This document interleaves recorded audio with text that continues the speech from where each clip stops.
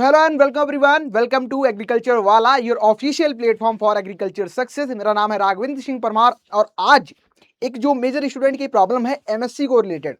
MSc अगर आप UP cadet के थ्रू करते हो तो उसमें बहुत सारी समस्या आती है। एक सबसे बड़ी समस्या ये आती है कि मेरी रैंक से इतनी है पार्टिकुलर, अब मुझको यूनिवर्सिटी कौन सी मिलने वाली है। अगर मैं यूनिवर्सिटी चूज करूं तो कौन सी यूनिवर्सिटी चूज करूं, कौन सी मेरी ऐसी यूनिवर्सिटी होने वाली है जो मुझे एमएससी जहां से बढ़िया हो जाए और साथ साथ मैं कंपटीशन एग्जामिनेशन की भी तैयारी कर पाऊं। ऐसे बहुत तमामों प्रश्न आपके मन में उठते होंगे, उसी का एक सोल्यूशन वीडियो आपको यहाँ पे मिल रहा है। अगर आप 2026 में यूपी कैडेट के थ्रू आप एमएससी करना चाहते हो, मास्टर्स करना चाहते हो, तो उनमें आने वाले कौन कौन से ऐसे डाउट्स हैं जो कि आपके मन में चल रहे हैं, उनका हाल फिलहाल इस वीडियो के माध्यम से आपको सोल्यूशन मैं प्रोवाइड करने वाला हूं। सबसे पहले अगर मैं बात करूं यूपी कैडेट पीजी 2026 की, तो अगर जो स्टूडेंट अभी फोर्थ ईयर में होंगे, जो कि आगे अपना यूपी कैडेट एग्जामिनेशन देने वाले हैं, और उनको चाहिए है कि ऐसी परफेक्ट यूनिवर्सिटी जहां पे उनको पढ़ाई भी उनकी हो जाए और कह सकते हैं कंपटीशन एग्जामिनेशन की तैयारी भी हो जाए, और रैंक जो आपकी है बेसिकली यहाँ पे रैंक आती है, रैंक सिस्टम फॉलो होता है और आपको रैंक के अकॉर्डिंग आपकी यूनिवर्सिटी यहाँ पे देखने को मिलती है। अभी अगर आप देखोगे टोटल यहाँ पे, अगर हम लोग यूनिवर्सिटी की बात करें, टोटल यहाँ पे आपको मेजर यहाँ पे 5 यूनिवर्सिटी देखने को मिलती है। अब 5 यूनिवर्सिटी में अगर आप देखोगे, पहले यहाँ पे 4 यूनिवर्सिटी हुआ करती थी। एक आपकी यूनिवर्सिटी है चंद्रशेखर आजाद कृषि एवं प्रौद्योगिकी विद्यालय, कानपुर में आपकी है, और यहाँ पे आप अपना एमएससी कर सकते हो। दूसरी यूनिवर्सिटी आपकी बांदा कृषि एवं प्रौद्योगिकी विश्वविद्यालय आता है बांदा, यहाँ पे आप एमएससी अपना कर सकते हो यूपी कैडेट के थ्रू। तीसरी आपकी आचार्य नरेंद्र देव कृषि एवं प्रौद्योगिकी विश्वविद्यालय अयोध्या में है, कुमारगंज, यहाँ पे आप कर सकते हो एमएससी। और चौथी आपकी यहाँ पे सरदार वल्लभ भाई पटेल कृषि एवं प्रौद्योगिकी विश्वविद्यालय मेरठ में है।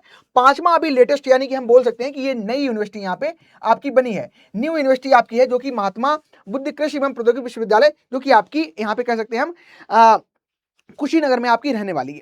अब ये जो 5 यूनिवर्सिटी यानी कि 5 ऑप्शन आपको मिल गए। अगर आप एमएससी के थ्रू इन यूपी कैडेट के थ्रू एमएससी में इनमें से 5 में किसी एडमिशन लेने वाले हो, तो कुछ बातें जो आपको जाननी चाहिए, जो आपको पता होनी चाहिए।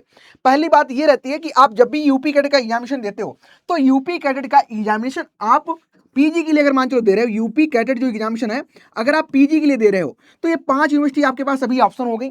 सबसे बड़ी दिक्कत यहाँ पे आती है अपनी यूनिवर्सिटी सेलेक्ट करने में। अगर आप एग्जामिनेशन ये दोगे तो एग्जामिनेशन देने के बाद आपको एक रैंक मिलती है, यानी कि आपने ये पेपर दिया, पेपर में बेसिकली अगर आप देखोगे पैटर्न की बात करें तो यहाँ पे 200 क्वेश्चन आपके रहते हैं, और 200 जो क्वेश्चन है, इन क्वेश्चंस में टोटल आपसे जो आपने अभी तक पढ़ के रखा है, यानी कि आपने एग्रीकल्चर पढ़ के रखा है अभी तक सेमेस्टर एग्जामिनेशन में, एग्रीकल्चर प्लस आपका अगर देखोगे तो जीएस का भी पोर्शन आपको यहाँ पे पेपर में देखने को मिलता है, यानी कि जीएस जीके वाला जो पोर्शन है ये भी देखने को मिलता है। ये एग्जामिनेशन जब आप 200 क्वेश्चन का पेपर आप देते हो, तो 200 क्वेश्चन पेपर देने के बाद में आपको फाइनली एक रैंक यहाँ पे डिसाइड करी जाती है। आपकी जितने भी बच्चे पेपर दिए होते हैं उनमें एक आपकी यहाँ पे रैंक आती है। मान चलते हैं पार्टिकुलर किसी बच्चे ने यहाँ पे दिया और उसकी एक एक्स आपकी यहाँ पे रैंक आ गई। अब उसके पास ऑप्शन रहता है कि वो काउंसलिंग कराए, काउंसलिंग कराने के बाद उसको डिफरेंट 5 जो यूनिवर्सिटी हैं, पहली और दूसरी, तीसरी, चौथी और 5वीं यूनिवर्सिटी आपको देखने को मिल जाती है। अभी 5वीं यूनिवर्सिटी की बात इसलिए नहीं कर रहे क्योंकि यहाँ पे एमएससी आपकी स्टार्ट नहीं हुई, 5वीं जो आपकी कुशीनगर में है। हमारे पास अभी मेजर ऑप्शन 4 ही हैं। अब रैंक मान चलो आपकी एक्स आती है, तो एक्स आने के बाद आपके पास 4 यूनिवर्सिटी हैं बेहतर, जहां पे आप एडमिशन ले सकते हो। लेकिन बात ये होती है, बहुत से स्टूडेंट के मन में डाउट ये रहता है कि मुझे अब एग्जामिनेशन की प्रिपरेशन करना है। एग्जामिनेशन में बहुत सारे एग्जामिनेशन हो सकते हैं, वन डे एग्जामिनेशन आपके हैं, ठीक है, वन डे एग्जामिनेशन आपके रहते हैं। इसके अलावा अगर आप देखोगे बहुत सारे बच्चे आईपीएस एफओ की प्रिपरेशन करते हैं, आईपीएस एफओ की प्रिपरेशन करते हैं, या कह सकते हैं बहुत सारे एग्जाम आपके हैं जो कि गवर्नमेंट एग्जामिनेशन आपको देखने को यहाँ पे मिलते हैं। इसके साथ साथ अगर आप देखोगे दूसरा यहाँ पे पक्ष रहता है रिसर्च, यानी कि आपको एमएससी ही अच्छी करनी है, अपना जो एमएससी है ये अच्छे तरीके से करना है। तो अब क्या मैं एक ऐसा कोई ऑप्शन इनमें से चूज कर सकता हूँ 4 यूनिवर्सिटी में से कि मेरा एग्जाम का भी प्रिपरेशन एक साथ हो जाए, ठीक है, आपका साथ ही साथ रिसर्च यानी कि एमएससी जो है ये भी आपकी परफेक्ट हो जाए। तो उसके लिए आपकी कौन सी यहाँ पे यूनिवर्सिटी रहने वाली है वो आपको मैं यहाँ पे थोड़ा अभी गाइड कर दूंगा, आपको अपने आप समझ आएगा कि यूनिवर्सिटी कौन सी लेनी चाहिए। तो सबसे इंपॉर्टेंट बात ये रहती है, जैसे ही आपने यूपी कैडेट का एग्जामिनेशन दिया, अगर आपकी रैंक है ना, अगर आप देखोगे यूनिवर्सिटी वाइज पहले सीटें देख लो, तो सबसे पहले सीएसए में लगभग 150 सीटें लगभग एमएससी में देखने को मिलती है। अब ये कुछ लोग बोलेंगे कि सर 150 कहाँ है, ये मैं टोटल बता रहा हूँ। एग्रीकल्चर में आपका agronomy, soil science, extension, patho, entomo, है ना, इकोनॉमिक्स, एक्सटेंशन, स्टैटिक्स, सारे डिपार्टमेंट आपको मिला के अगर देखोगे। इसके अलावा फॉरेस्ट्री भी है, फॉरेस्ट्री के अलावा फॉरेस्ट्री बेसिकली वहाँ पे नहीं है, कंजर्वेशन है, इसके अलावा बहुत सारे डिपार्टमेंट है। टोटल आपको 150 सीटें देखने को मिलती हैं। यानी कि इसके अलावा आप मेरिट में देखोगे लगभग आपकी 100 सीटें आपकी यहाँ पे भी है, 100 यहाँ पे भी है, और 100 प्लस मान चलते हैं हम यहाँ पे चारों यूनिवर्सिटी में है। यानी कि लगभग 500 या 500 550 सीटें आपको यहाँ पे एमएससी में देखने को मिलती हैं।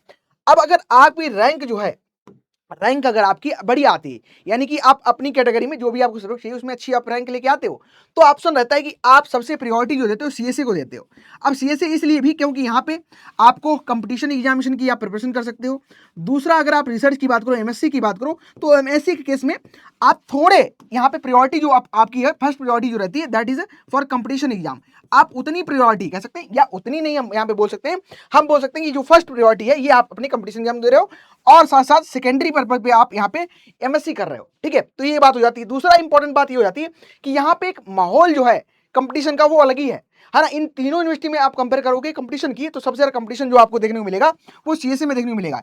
एक जीता जागता एग्जाम्पल में अगर बताऊं, एसटीए की वैकेंसी आई थी आज से कुछ साल पहले, और वहां पे पूरा बैच उस एसटीए की वैकेंसी में सेलेक्ट हुआ था। समझ रहे हो, यानी कि पूरा बैच का बैच अगर किसी वैकेंसी में अपना जो कहते हैं दावा पेश कर रहा है, अपना सिलेक्शन ले रहा है, तो कंपटीशन आप समझ सकते हो कितना ऑल इंडिया लेवल पर जितना कंपटीशन है, उतना सिर्फ इस यूनिवर्सिटी में एक किसी एग्जाम के लिए, किसी कंपटीटिव एग्जाम के लिए यहाँ पे आपको देखने को मिलता है। तो वाइजली आप चूज करिए अपना यहाँ पे जो रैंक के अकॉर्डिंग यूनिवर्सिटी। या तो आप यहाँ पे सबसे प्रायोरिटी फर्स्ट, अगर आपको कंपटीशन एग्जाम के लिए प्रिपरेशन करना है, कंपटीशन एग्जाम के लिए प्रिपेयर करें, तो फर्स्ट प्रायोरिटी सीएसई होना चाहिए। अगर आप रिसर्च करना चाहते हो, रिसर्च के पर्पज से, एमएससी के पर्पज से, पीएचडी आगे करनी है, आगे तक जाना, तो सेकंड प्रायोरिटी पे आप यहाँ पे अपना जो है बेसिकली सरदार वल्लभ भाई पटेल जो आपकी यूनिवर्सिटी मेरिट में है उसको रख सकते हो। और तीसरी प्रायोरिटी में आप बांदा यूनिवर्सिटी रख सकते हो। वहां पे बेसिकली ये है कि आप अब एमएससी अगर बीएससी बांदा के थ्रू करके रखे हो, तो आपका जो फंडामेंटल तैयार होगा वो इन तीनों यूनिवर्सिटी से बेटर होगा, क्योंकि वहां पे पढ़ाई का अलग ही माहौल है, वहां पे कंपटीशन का अलग ही माहौल है। इसके अलावा अगर आप देखोगे, दूसरी बात आती है मेरिट। मेरिट और बांदा को एक साथ आप कंपेयर कर सकते हो। कंपेयर इसलिए क्योंकि वहां पे रिसर्च का भी माहौल है, और दूसरा मेरिट जो जुड़ा हुआ है वो दिल्ली से कनेक्टेड है। तो जो स्टूडेंट यूपीएससी प्रिपरेशन या नेट प्रिपरेशन या एसआरबी या थोड़ा गाइडेंस की बात करें, तो थोड़ा दिल्ली से सटा होने की वजह से यहाँ पे आपको बहुत ज़्यादा फैसिलिटी मिल जाती है पढ़ाई से रिलेटेड। आप दिल्ली भी आ सकते हो, कोई कोचिंग करनी है, कुछ नोट चाहिए, ये सारी चीज़ें। दूसरा, बांदा में ये चीज़ रहती है कि बांदा जब आप लेते हो तो आपका डेडिकेशन जो है मोस्टली आपका जेआरएफ एसआरएफ नेट की तरफ हो जाता है। और तीसरा, वो आपका एनडी में, इसलिए इसकी अभी कर रहा हूँ क्योंकि पहले की अगर बात करें, 1-2 साल पहले की बात करें, तो एनडी में बहुत सारी कनेक्टिविटी जो थी, कनेक्टिविटी का एक गैप था, क्योंकि यूनिवर्सिटी अगर देखोगे तो 40 किलोमीटर शहर से दूर है। कनेक्टिविटी का थोड़ा यहाँ पे जो आपको प्रॉब्लम है वो फेस करने को देखने को मिल सकता है। लेकिन एनडीवी बहुत अच्छा परफॉर्मेंस अपना कर रही है, हर एक सेक्टर में वहाँ पे बच्चे जो है सेलेक्ट हो रहे हैं, जा रहे हैं, हर एक अपॉर्चुनिटी को वहाँ पे फाइंड आउट करा जा रहा है। तो ये आपका इस तरीके से रह सकता है। अब बात आती है सर, जो मेरे पास 5 यूनिवर्सिटी है, महात्मा गौतम बुद्ध, यहाँ पे अगर आप एमएससी करना चाहते हो, यानी कि अभी आपकी एमएससी यहाँ पे स्टार्ट हो जाएंगी बेसिकली 2025 से, यानी कि इस साल पेपर दिया होगा तो वहाँ पे कुछ सीट्स वगैरह आपकी आई हैं। ठीक है, तो ये आपका ओवरऑल यहाँ पे अगर देखोगे तो यूनिवर्सिटी सिलेक्शन का रहता है। दूसरी सबसे इंपॉर्टेंट बात ये रहती है कि स्कॉलरशिप वाली बात अगर देखें तो स्कॉलरशिप भी आपको देखने को मिलती है। अब बहुत बच्चे इन स्कॉलरशिप से अछूते रह जाते हैं। वो बच्चे ये बोलते हैं सर ऐसा तो है ही नहीं, स्कॉलरशिप तो ये मिलती नहीं। लेकिन अगर आप एनडी के बच्चे हो, अगर ये वीडियो देख रहे हो, तो आपको पता है वहाँ पे मंडी परिषद की जो स्कॉलरशिप है बहुत सारे बच्चों को मिलती है। अगर आप सीएसए में हो तो आपको गवर्नमेंट एग्जामिनेशन के लिए बहुत सारी मिलती है। इसके अलावा कुछ को टैलेंट स्कॉलरशिप मिलती है, कुछ को आपको यूजीसी की फेलोशिप मिलती है ना, यूनिवर्सिटी मेरिट स्कॉलरशिप की मिलती है, आईसीआर फेलोशिप मिलती है बहुत सारे बच्चों को जो एनटी के थ्रू आते हैं या जो आईसीआर के थ्रू आते हैं पीजी में। इसके अलावा यूपी गवर्नमेंट सबको ही मिलती है, तो है ना, हर एक स्टूडेंट को मिलती है, बशर्ते आपका फादर जो है वो गवर्नमेंट में नहीं होने चाहिए या वो सैलरी पर्सन नहीं होने चाहिए, जो कैटेगरी में आपके बेसिकली नहीं बिलोंग करते हैं। इसके अलावा और मंडी परसेंट की है स्कॉलरशिप, ये भी आपको मिलती है। तो इन सभी स्कॉलरशिप को आप भी एमएससी के दौरान अपना अवील कर सकते हो, है ना, इन स्कॉलरशिप को आप यहाँ पे पा सकते हो। अब एमएससी करना है सर, सब्जेक्ट कौन सा लें, ये भी एक डाउट रहता है। तो एमएससी के लिए देखो, ये बेहतरीन आपसे अच्छे निर्णय कोई नहीं ले सकता है।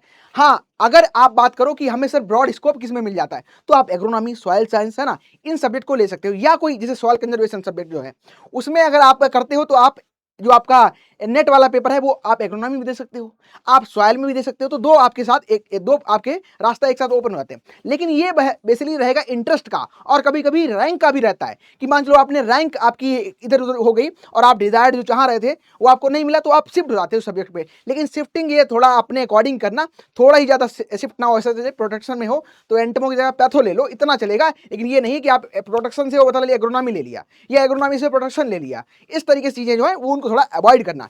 पैशन के अकॉर्डिंग या बीएससी में जो आपने चूज करा था, बीएससी में जो प्रोफेशन कर रहे थे, जो माइंडसेट था उसको, अगर एग्जामिनेशन की बात कर रहे हो कॉम्पिटेटिव, तो उस केस में आप ले सकते हो, आपका एग्रोनॉमी हो गया, सॉइल साइंस हो गया, है ना। ऐसे सब्जेक्ट को आप प्रेफर यहाँ पे प्रेफरेंस अपनी वो दे सकते हो, ठीक है।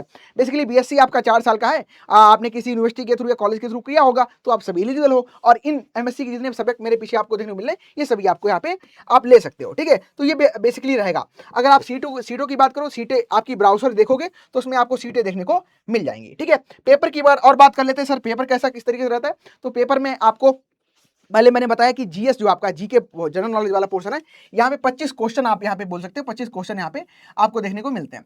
इसके अलावा अगर आप देखोगे तो फिर आपका एग्रीकल्चर का रहता है, और एग्रीकल्चर में आपका कोर जो आपका एग्रीकल्चर है, जिसमें आपका एग्रोनॉमी हो गया, मेट्रोलॉजी हो गया, सॉइल साइंस है, हॉर्टिकल्चर है, इंजीनियरिंग है, हस्बेंड्री है, बायोकेमिस्ट्री है, प्लांट ब्रीडिंग है, एक्सटेंशन एजुकेशन हो गया, एंटो है, पैथो है, और इकोनॉमिक्स है। इनके क्वेश्चन इस तरीके से लिखे हैं, यहाँ पे देख लेना, इतने क्वेश्चन आपके आते हैं। पेपर का जो पैटर्न है वो हर साल बदलता रहता है, कभी इजी कभी मॉडरेट, इस तरीके से पेपर आता रहता है। इसके अलावा अगर आप देखोगे, इसके अलावा इसमें आपका जो सी टेक का भी क्वेश्चन आ जाता है, कंजर्वेशन का भी क्वेश्चन है, स्टैटिक्स का क्वेश्चन है, बायोटेक का क्वेश्चन है, फॉरेस्ट्री का क्वेश्चन यहाँ पे फाइनली आपको देखने को मिलता है। अगर आप प्रोफेशन कर रहे हो और डेडिकेटली यूपी से बिलोंग करते हो, चाहते हो कि मुझे बढ़िया यूनिवर्सिटी लेनी है, मुझे आगे फ्यूचर में इस एग्जाम को अच्छी रैंक के साथ क्रैक करना है, तो ये जो आपका पैटर्न यहाँ पे दिया है इसको फॉलो करके आप बढ़िया यहाँ पे अपनी जो रैंक है वो आपकी फाइनली यहाँ पे ला सकते हो, ठीक है।